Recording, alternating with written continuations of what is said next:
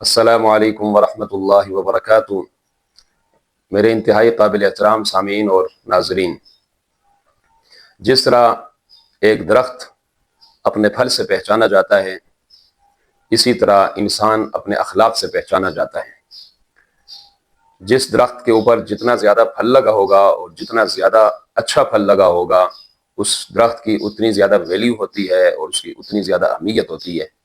اسی طریقے سے جس انسان کے اندر جتنا زیادہ اخلاق ہوگا اور جتنے زیادہ اخلاق حمیدہ ہوں گے، اس انسان کی ویلیو بھی اتنی زیادہ ہوتی ہے اور اس انسان کی اہمیت بھی اتنی زیادہ بڑھ جاتی ہے۔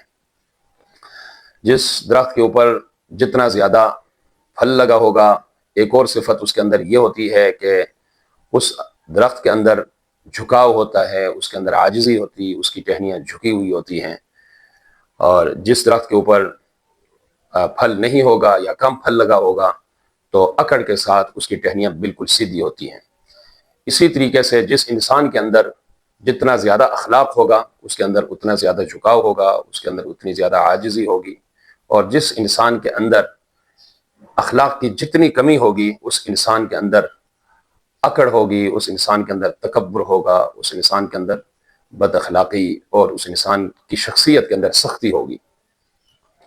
اللہ تبارک و تعالی نے محمد صلی اللہ علیہ وسلم کو اس دنیا میں انسانیت کی رہنمائی کے لیے مبعوث فرمایا، بھیجا، تو آپ صلی اللہ علیہ وسلم کو اخلاق کا پیکر اور نمونہ بنا کر اللہ تبارک و تعالی نے مبعوث فرمایا، اور سراپا اخلاق اور مجسمہ اخلاق بنا کر آپ علیہ الصلوۃ والسلام کو دنیا میں بھیجا۔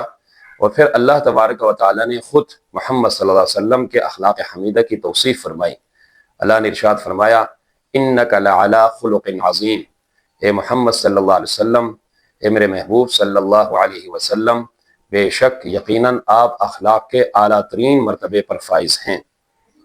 تو محمد صلی اللہ علیہ وسلم کی امت میں سے ہونے کی نسبت سے ہمیں بھی چاہیے کہ ہم محمد صلی اللہ علیہ وسلم والے مبارک اخلاق کو اپنائیں، اور اپنی زندگی میں اور اپنی زندگی کے ایک ایک پہلو میں اور اپنی زندگی کے ایک ایک گوشے میں ہم کوشش کریں کہ ہم محمد صلی اللہ علیہ وسلم والے مبارک اخلاقیات کو پیدا کریں اور ان کو اپنائیں۔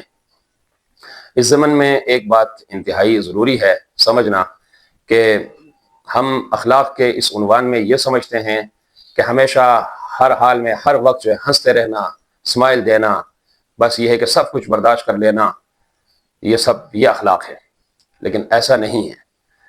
لیکن محمد صلی اللہ علیہ وسلم کی پوری سیرت طیبہ ہے، اس سیرت طیبہ کا نام اخلاق ہے۔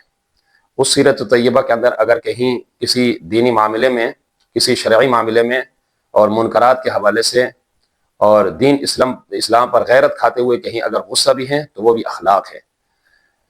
ہر وقت ہنستے رہنا، ہر وقت جو ہے غیر سنجیدہ رہنا، اسی کو اخلاق کہنا یہ درست بات نہیں، یہ مکمل بات نہیں ہے، کیونکہ محمد صلی اللہ علیہ وسلم نے دین اسلام کے لیے آپ نے غصے کا اظہار بھی فرمایا، تو یہ مبارک اخلاق ہے آپ کا۔